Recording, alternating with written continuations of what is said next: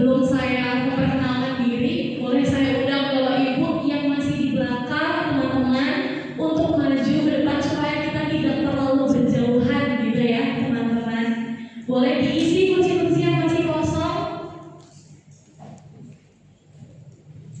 Ya, jadi setidaknya jaraknya tidak terlalu jauh gitu ya teman-teman sekalian. Sebelumnya selamat sore teman-teman, perkenalkan saya Rima Tilda. Terima kasih atas kesempatannya untuk berbagi sharing kebenaran firman Tuhan di tempat ini.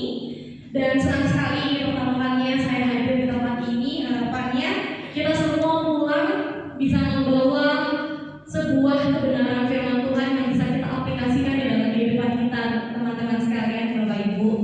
Ya, kemarin saya sempat dihubungi oleh Kak Steven untuk ditanyain gitu ya, temanya apa sih untuk sharing kebenaran hari ini.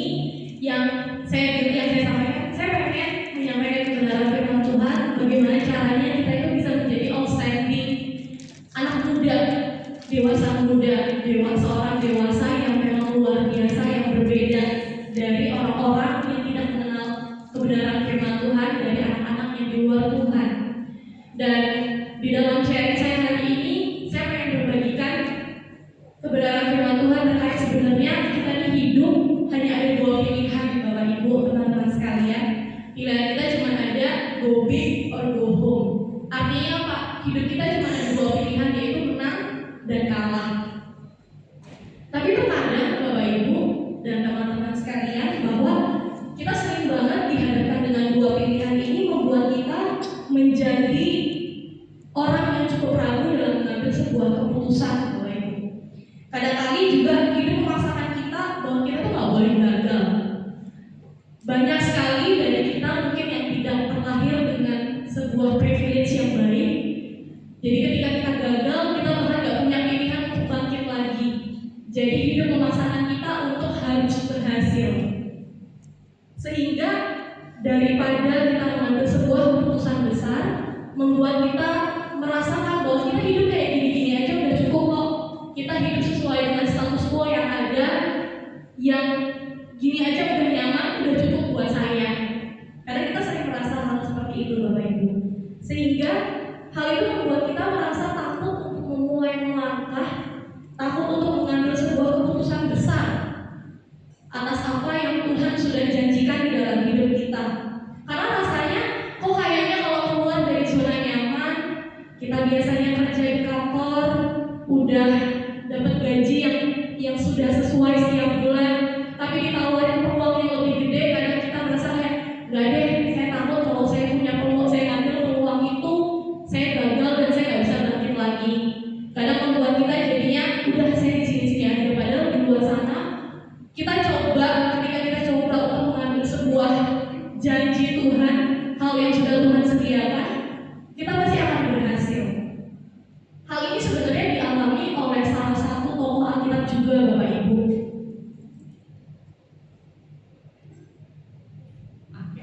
Nah, hal ini kondisinya sama yang dialami seperti Yunus, Bapak Ibu.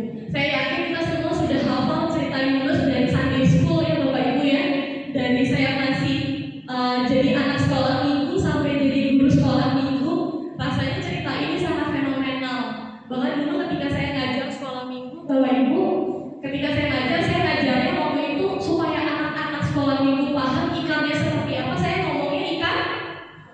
Kita sepakat ya semuanya di sini ikan paus. Padahal di Alkitab nggak pernah ngomong ikannya ikan paus. Di Alkitab hanya menjelaskan ikan yang besar. Nah, ikan yang besar ini adalah ikan yang kebiasaannya kalau ikan yang besar akan hidup di dasar laut. Itu adalah tempat tinggalnya, Bapak Ibu, tempat tinggal ikan besar. Nah, kondisi yang sama, pilihan yang dihadapkan hanya go big menjadi orang yang menang atau bahkan go home menjadi orang yang kalah juga dialami oleh Yunus. Sama-sama kita bacakan di Yunus pasal 1 ayat 1 sampai 3, 1 2 3. Datanglah firman Tuhan kepada Yunus bin Amitai demikian. Bangunlah, pergilah ke Niniwe, kota yang besar itu. Berserulah kepada mereka karena kejahatannya telah sampai kepada ayat 3. Tetapi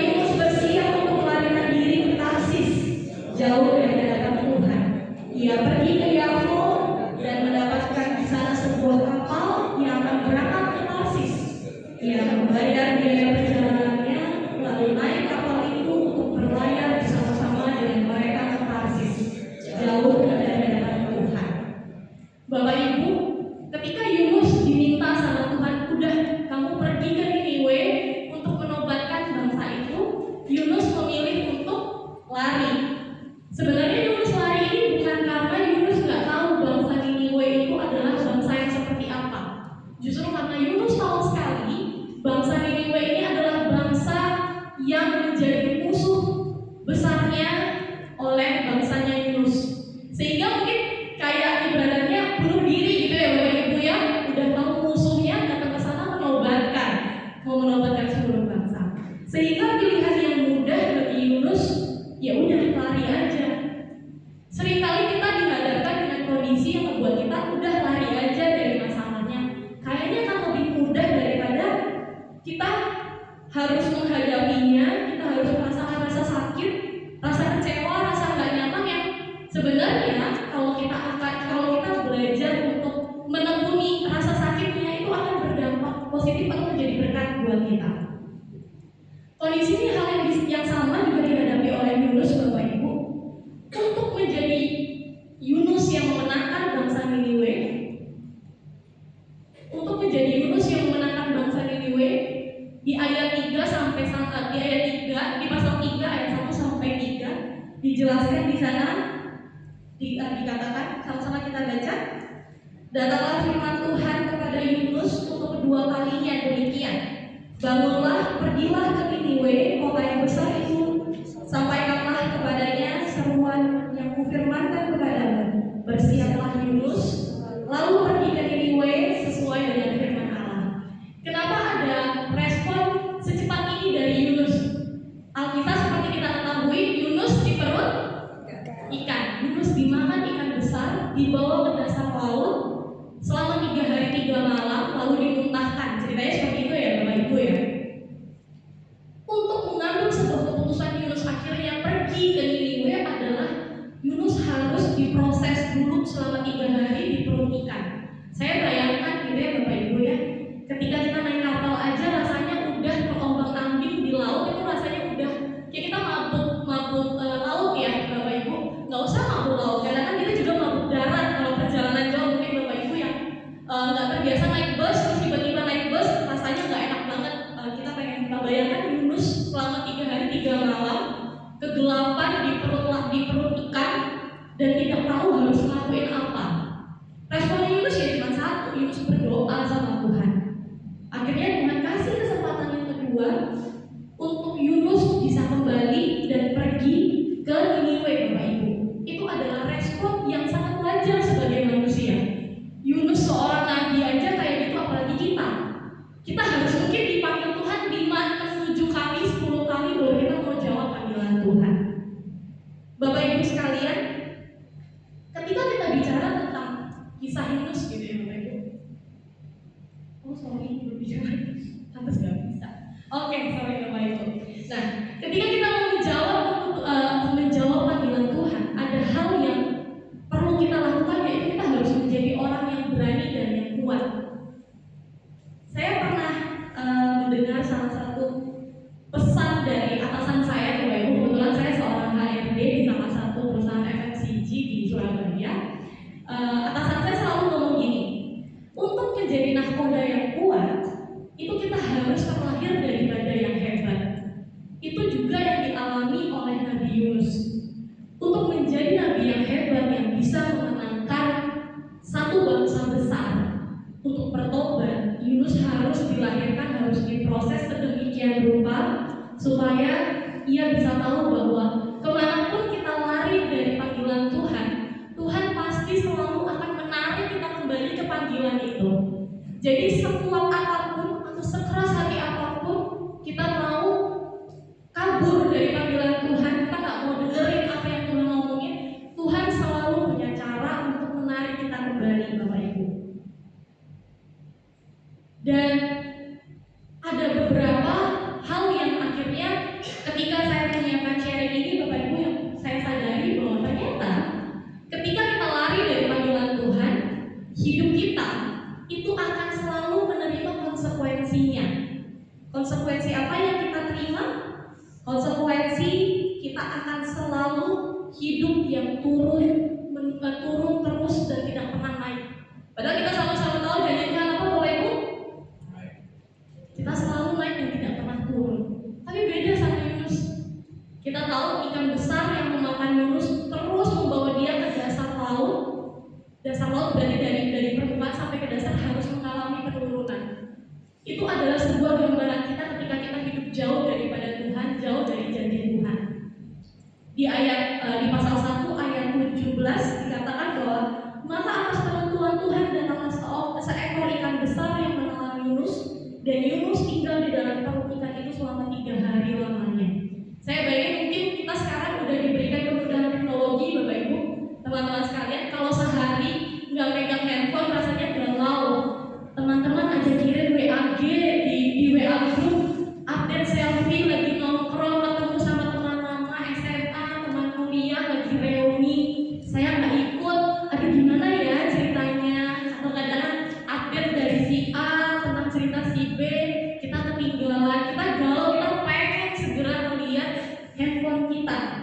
Bayangin Yunus yang tidak bisa bertemu siapa-siapa, Yunus yang harus hidup seorang diri di dalam kegelapan di tengah laut, di dasar laut. Tapi Yunus harus survive, Bapak Ibu, harus bertahan. Tapi Tuhan akhirnya memberikan kesempatan Bapak Ibu. Kalau kita bicara untuk menjadi anak muda, menjadi seorang manusia, menjadi individu anak-anak Tuhan yang menang, kita harus memberanikan diri untuk berubah. Mungkin buat kepompong ya Bapak Ibu, ini adalah butterfly life cycle, kehidupan dari seekor kupu-kupu. Sebelum kupu-kupu terbang, dia dilahirkan dari ulat dulu, kepompong, lalu jadi kupu-kupu. Dari telur, ulat, kepompong, jadi kupu-kupu. Saya dulu ingat banget waktu saya masih sekolah, teman-teman sekalian, ada satu lagu yang telur, ulat. Nah, berarti kita harusnya nggak terlalu jauh ya. Bapak Ibu juga tahu lagunya. Kasihan dong. Kadang-kadang kita kan ini jadi teman waktu masih kecil gitu ya. Nah, ternyata untuk seekor atau sebuah telur yang bisa menjadi seekor kupu-kupu yang indah, selalu butuh keberanian untuk berubah. Kadang saya pahami gitu ya teman-teman, ketika kita menjadi seekor ya, harusnya kalau kepompong itu di dalam selimut yang hangat, enak kan ya teman-teman, daripada kita harus menetas di dunia yang sangat dingin. Akan lebih enak rasanya mungkin jadi kepompong. Tapi kalau kepompong hanya menjadi kepompong, dia tidak akan pernah kemana-mana. Dia hanya menjadi seekor yang bergelantungan di pohon, yang mungkin kapan saja akan dihempaskan angin dan tidak berguna. Kita harus jadi kupu-kupu. Kenapa kita bisa menerbangkan sayap kita, mengepakkan sayap kita, walaupun harus capek ngepakin sayap ya Bapak Ibu. Kita kerja, Bapak Ibu di sini mungkin ada yang bekerja, ada yang punya usaha sendiri, ada yang masih sekolah, mungkin kuliah. Capek rasanya ya, dimarahin atasan, ngerjain PR, ujian, mungkin pada saat itu penghasilan bulanan juga enggak maksimal, ya rasanya capek. Tapi itu jauh lebih enak daripada kita harus capek mencari pekerjaan. Karena banyak sekali sekarang trennya di dunia ini Bapak Ibu sekalian, teman-teman, layoff, pemecatan di mana-mana, banyak sekali tempat kerja yang tutup, yang bangkrut. Dan kita sampai saat ini masih dikasih berkat Tuhan, itu semua karena anugerah Tuhan daripada kita. Bapak Ibu boleh kasih kemuliaan bagi Tuhan kita. Kita sebenarnya tapi saya percaya ya teman-teman sekalian, ketika kita diminta untuk berubah, untuk menjadi anak muda, menjadi seorang dewasa yang outstanding, yang berbeda, itu pasti Tuhan udah kasih bekal. Tuhan pasti kasih kita sebuah senjata peperangan untuk menghadapi gejolak dunia ini. Karena ibaratnya orang dunia aja, mereka selalu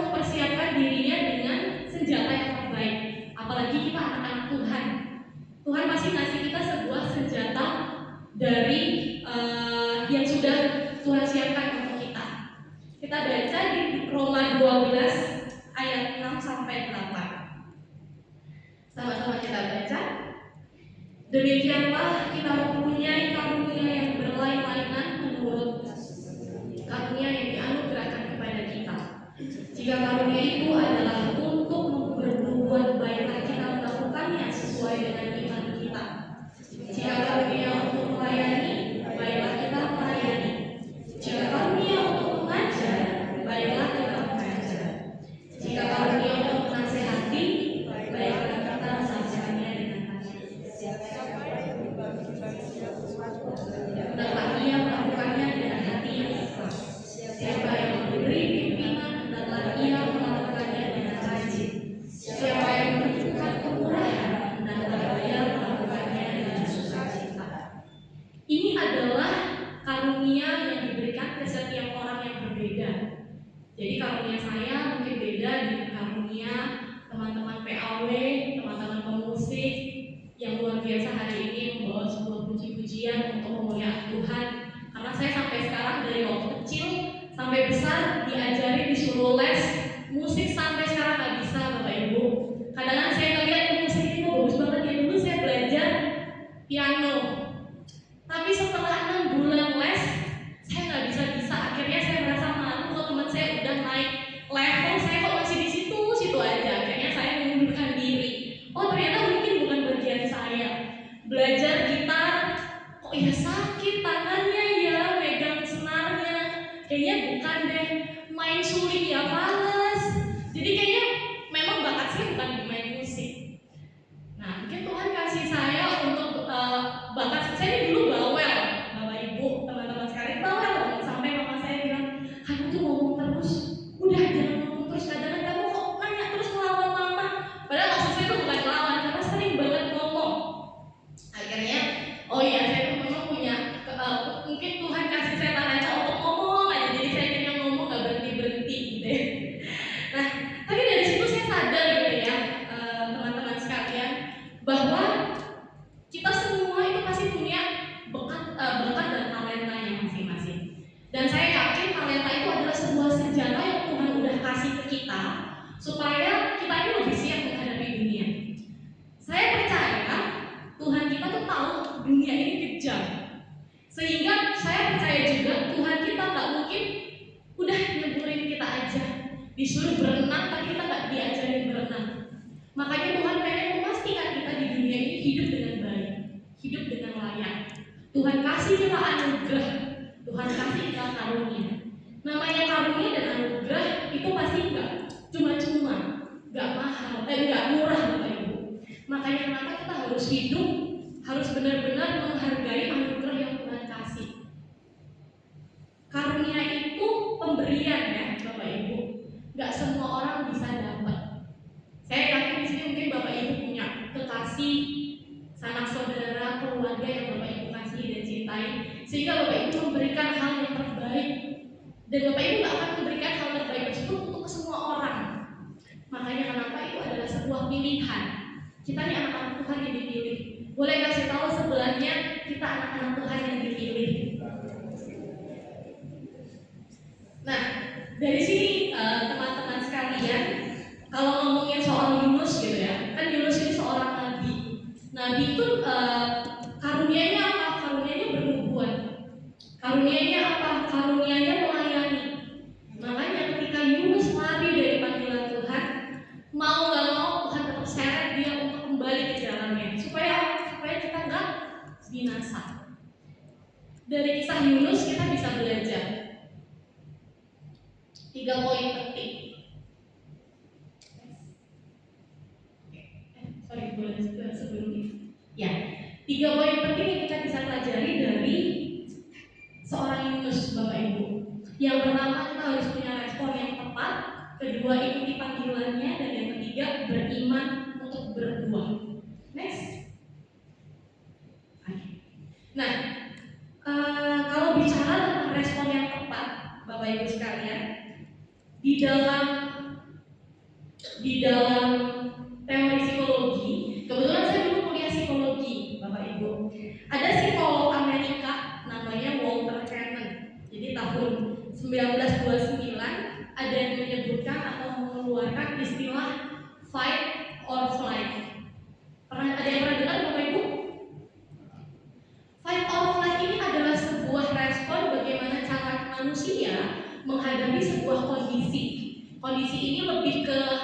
sesuatu yang mengancam, yang membuat kita merasa tidak nyaman, membuat kita merasa ada perasaan yang ketakutan dan lain sebagainya. Ini adalah respon manusia yang biasanya ketika menghadapi sebuah masalah.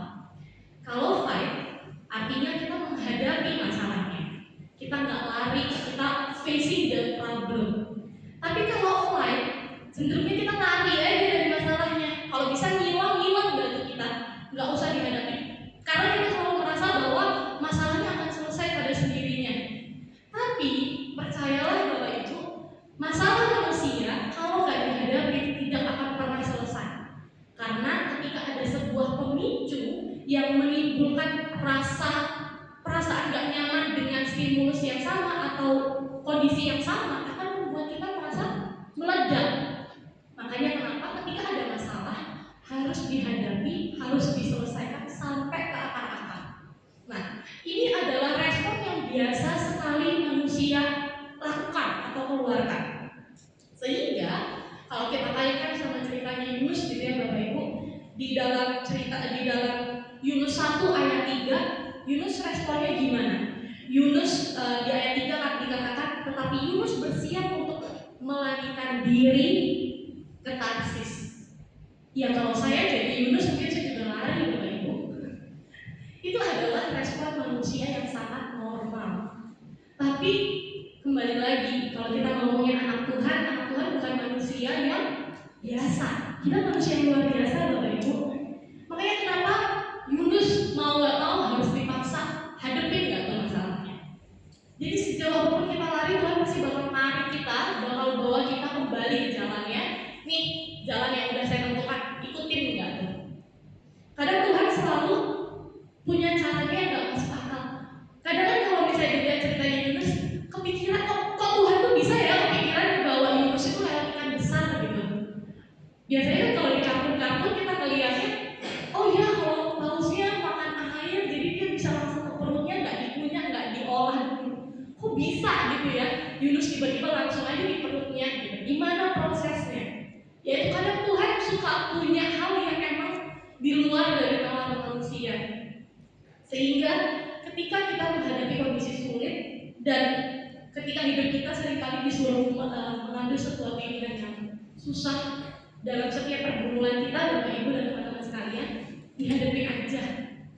Kadang ya namanya proses hidup kita yang butuh proses. Nah itu adalah proses hidup kita untuk menjadi the outstanding human, menjadi manusia yang berbeda, manusia yang berani untuk mengambil sebuah keputusan. Don't be like Yunus. Jangan pernah kita menjadi Yunus yang sifatnya yang lari dari masalah. Ya dihadapi. Mungkin ketika Bapak Ibu berumah tangga, ngelihat istri di rumah agak bawel, cerewet, dirinya lari, udah ngopi aja di warung sebelah biar gak ketemu istri. Atau sebaliknya mungkin suami kok kerja gak disuruh cuci piring di rumah kok gak dicuci-cuci, udah mama aja yang cuci piring sambil ngomel. Kadang juga males ngomong sama suami, kadang seperti kayak gitu. Cece kok berantem aja kerjaannya, sama Titi sama Meme juga kadang kita berantem terus. Ya itu adalah sebuah masalah atau respon yang harus kita hadapi. Apa yang gak enak, apa yang gak sesuai sama hal yang kita rasain harus diobrolin. Kita harus ngomong Bapak Ibu, sehingga jangan sampai kita malah lari dari masalahnya. Dan ketika ada hal yang besar, hal yang kecil, tapi lama-lama ditumpuk akhirnya meledak.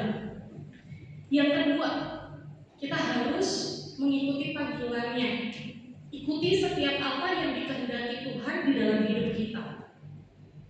Di sana dituliskan bahwa di dalam Yunus 1 ayat 1 sampai 2, firman Tuhan berkata, datanglah firman Tuhan kepada Yunus bin Amitai demikian, bangunlah, pergilah ke Niniwe, kota yang besar itu, berserulah kepada mereka, karena kejahatannya telah sampai kepadaku.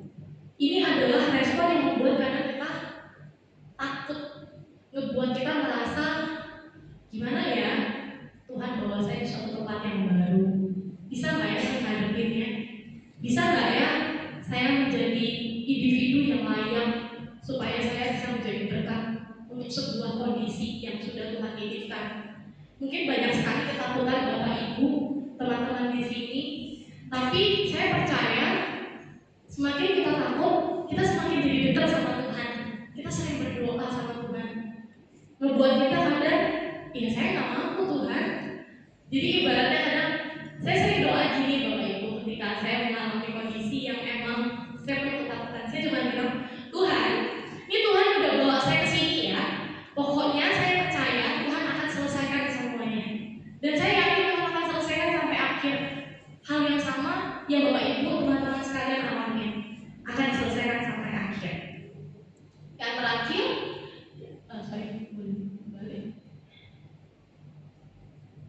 yang ketiga, kita harus kita setia dulu, kita beriman dulu supaya kita bisa jadi buah.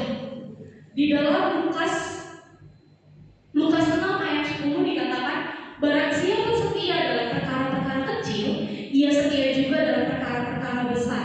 Dan barang siapa tidak benar dalam perkara-perkara kecil, ia pun tidak benar dalam perkara-perkara besar. Bapak Ibu, untuk menjadi individu yang diberikan kesempatan sama Tuhan kasih perkara yang besar, berkat yang besar, kita setia dulu sama berkat yang kecil. Karena kita melihat tetangga di sana beli sesuatu hal yang kita nggak bisa beli, kita selalu membandingkan, kok berkat saya belum segede itu ya. Mungkin aja karena kita nggak bersyukur sama berkat yang kecil yang Tuhan kasih. Karena menurut kita, Tuhan kapan sih dikasih berkat yang besar gitu? Ya nggak bisa Bapak Ibu. Berkat kecil aja kita nggak bisa kuasain, kita nggak bisa olah dengan baik. Gimana caranya kita mau dikasih berkat yang besar? Tuhan takut tiba-tiba kita dikasih 10M langsung gitu, kita serangan jantung, kaget, malah nggak bisa nikmatin karena nggak pernah lihat 10M ini seperti apa. Jadi kita tuh harus setia dulu, setia berkat yang kecil. Kita dikasih kesehatan, kita disuruh olahraga tiap hari, jalan kaki aja 30 menit, kok yang males? Sama Bapak Ibu sih juga males ya dengan olahraga. Udah disuruh, ayo kita olahraga bareng-bareng, kok kayaknya lebih enak makan semangkuk mie gitu ya. Pagi hujan-hujan, makan kuah, habis itu tidur, enak banget. Tapi saya sering diomongin gitu ya sama rekan kerja, sama keluarga yang udah umur 35 tahun, 40-an, selalu ngomongin, kamu hati-hati nanti umur seperti saya, kamu terima itu semua dosa-dosa yang gak pernah diolahragain gitu. Kadang-kadang makan durian, apa segala macam, gak pernah olahraga. Terus tiba-tiba, kok gendutan ya? Ya iya, gak pernah dibakar gitu ya, Bapak Ibu mau minta kurus. Nah, karena kita gak pernah mengolah atau mengelola berkat yang emang sudah Tuhan kasih supaya kita menjadi individu yang lebih baik. Jadi yuk Bapak Ibu, setelah ini kita harus bisa setia dengan perkara-perkara kecil yang sudah Tuhan berikan. Walaupun sebenarnya kita tahu untuk menjadi lebih baik itu pasti butuh waktu, sama kayak biji. Untuk jadi buah apel yang manis, untuk menjadi buah yang biasanya ada di piring meja makan kita, itu harus melewati berbagai macam proses.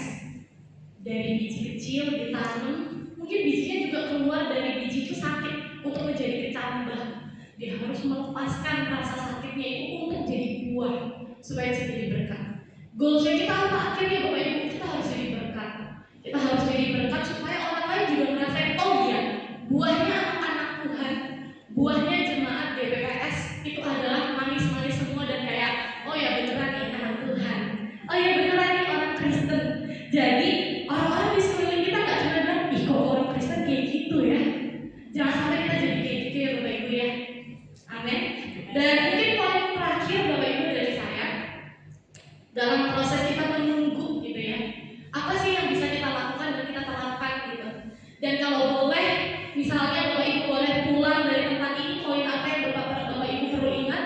Saya pengen Bapak Ibu ingat 3C ini.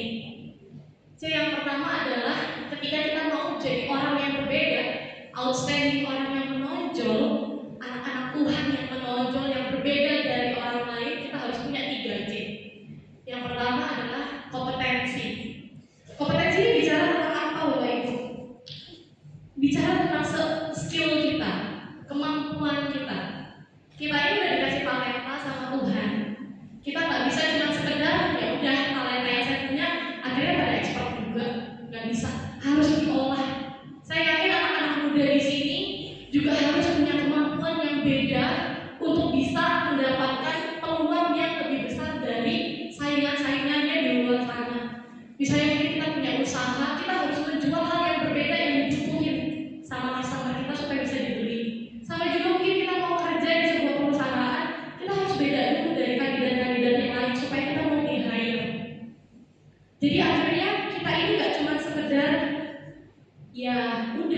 kita jadi anak yang biasa aja. Karena saya selalu menerapkan prinsip di dalam hidup kita dalam soal kompetensi Bapak Ibu, performance kita harus bisa dulu, palingan kita bisa. Setelah itu kita harus becus. Jadi kita bisa dulu untuk melakukan sesuatu. Kita bisa dulu untuk menjadi anak-anak Tuhan. Setelah itu kita becus jadi anak Tuhan. Becus ini gak cuma sekedar oke, saya hidup tidak berbuat dosa, tapi kita gak pernah memikirkan orang lain. Kita selalu jadi batu sandungan. Ketika kita becus jadi anak Tuhan, kita harus jadi berkat buat orang lain. Kita membagikan kasih. Amin Bapak Ibu. Selanjutnya, C yang kedua adalah kognitif. Kognitif itu bicara tentang apa? Tentang kemampuan kita ketika pengetahuan kita. Saya ingat banget Bapak Ibu ketika di kantor nasihat salah satu leader saya, atasan saya selalu ngomong, kita tuh ketika berada di dalam sebuah area baru, tempat yang baru, kita jangan jadi gelas yang penuh. Kita harus jadi gelas yang, tapi ternyata atasan saya beda Bapak Ibu. Atasan saya nggak ngomong kita nggak boleh jadi gelas yang kosong. Kita harus jadi gelas yang sedikit terisi. Kenapa? Ketika kita jadi gelas yang penuh, otomatis kita nggak bisa mendapatkan sesuatu pengetahuan. Karena apa? Karena kita merasa udah pintar. Udah kok saya udah tahu semuanya. Sehingga nggak ada pengetahuan baru yang kita dapetin setiap harinya. Ketika kita jadi gelas yang kosong, nggak ada isinya, orang lain ngajak ngomong, kita nggak nyambung Bapak Ibu. Diajak ngomong A, jawabnya B. Diajak ngomong B, jawabnya Z. Kadang nggak nyambung jauh banget sehingga orang lain malas ngomong sama kita. Nah, tapi saya selalu dipesanin adalah jadilah gelas yang sedikit terisi. Terisinya ini apa? Terisinya dengan hal-hal yang memang relevan, yang memang nyambung sama konteksnya. Contohnya, ketika kita ketemu orang baru, mungkin kita mau melamar pekerjaan, kita harus tahu, kita harus bawa nih sedikit knowledge kita, pengetahuan kita, supaya kita itu bisa menjelaskan apa yang kita lamar. Buat anak-anak sekolah, ketika kita mau belajar di dalam sebuah mata kuliah atau mata pelajaran, kita harus tahu dulu nih topiknya tentang apa supaya kita tuh bisa nyambung diajak ngomong. Mungkin Bapak Ibu di sini ada yang jadi dosen, ada yang jadi guru mungkin ya. Kita sering kan melihat orang yang ketika dilemparkan pertanyaan dia aktif dan lain sebagainya dan mau belajar. Itulah makanya kita harus jadi gelas yang setengah kosong, setengah terisi, supaya kita nyambung. Kita jadi orang yang relevan. Kita bisa menyerap informasi baru, tapi kita juga nggak kosong banget ketika diajak ngomong. Mungkin Bapak Ibu di sini punya pengalaman jauh lebih banyak ketika ngobrol sama orang, pasti akan terasa berbeda. Orang ini yang beneran belajar, memang ingin tahu, atau cuma kepo, atau cuma pura-pura tahu. Jangan sampai akhirnya kita nggak jadi berkat. Kenapa? Setelah pulang dari pertemuan tersebut kita dirasain. Ketika kita ngatakan berarti kita jadi baru sandungan ya Bapak Ibu ya. Nah, jangan sampai kita jadi seperti itu. Dan yang terakhir, C-nya adalah Christ karakter. Karakternya Kristus. Kita tuh harus punya karakter Kristus. Dengan karakter kita harus jadi orang yang rendah hati. Kita harus jadi orang yang punya kasih, punya pengampunan. Kita harus lemah lembut. Mungkin kadang menjadi lemah lembut susah ya Bapak Ibu ya. Ditanya sekali sama pasangan kita, sama anak kita, jawabnya masih baik. Ditanya 2 kali, mulai tuh agak naik nadanya. Ditanya 3 kali, sekali lagi kamu nanya, kamu marah ya? Agak lagi, kamu kok nanya banget tadi saya jelasin kamu kok nggak dengerin? Kira-kira kayak gitu. Namanya manusia ya itu adalah sebuah proses. Tapi setelah ini, ayo kita sama-sama mulai punya karakter Kristus. Dan ketika saya sharing ke anak-anak muda gitu ya Bapak Ibu, saya selalu ngomong karakter itu adalah sebuah fondasi. Kalau kita ngomongin kompetensi sama kognitif itu semua bisa dipelajari. Sekarang di internet banyak banget informasi atau pengetahuan-pengetahuan baru yang bisa kita akses Bapak Ibu. Tapi soal karakter itu adalah fondasi yang menentukan siapa sih grup ini, siapa sih Bapak Ibu ketika berada dalam sebuah kondisi. Itu akan menentukan. Kenapa? Karena karakter akan selalu menentukan Bagaimana menentukan bagaimana kita ini menjadi orang yang berkualitas atau orang yang udah gitu-gitu aja. Makanya saya selalu bilang ke teman-teman anak-anak muda, dan mungkin ini buat pesan ke depannya untuk sama-sama kita harus punya karakter yang baik. Jadikan karakter Kristus adalah fondasi kita. Jadi orang, kalau kita tahu orang Kristen nih, orang Kristen dikenal sebagai apa? Penuh kasih. Kalau kita nggak menunjukkan kasih itu sendiri, gimana orang lain juga mau merasakan buah kita? Saya udah pemain musik, WL singer ke depan, dan Bapak Ibu, poin terakhir dari saya yang saya sampaikan adalah saya selalu percaya bahwa kemanapun Tuhan bawa kita, apapun masalahnya, minumnya bukan kayak botol solo. Apapun masalahnya, Tuhan udah janji Tuhan akan penuhi segala sesuatunya. Cuman kadang kita tuh suka nggak kelihatan aja. Karena apa? Karena mata kita tertutup sama masalah kita yang besar. Saya percaya Bapak Ibu sama satu hal, bahwa where God guides, God provides. Artinya Tuhan tuh selalu mempersediakan kita. Tapi gimana caranya kita bisa sadar bahwa iya ya, ini berkat Tuhan. Iya ya, ini kemurahan Tuhan. Saya harap Bapak Ibu, teman-teman sekalian, anak-anak muda di tempat ini, kita percaya bahwa penyertaan Tuhan itu selalu ada di seumur hidup kita. Amin Bapak Ibu. Ketika kita merasakan rasa sakit, Tuhan kasih, mungkin Tuhan kasih ujian, kita harus merasakan penyakit yang apapun yang ada yang membuat kita takut misalnya. Tuhan pasti sediakan. Sediakan nggak selalu tentang material Bapak Ibu, tapi kita bisa kesempatan hidup, melihat orang-orang baik, itu selalu ada di tempat hidup kita. Itu adalah sebuah salah satu provide. Dan yang saya rasakan bahwa di dalam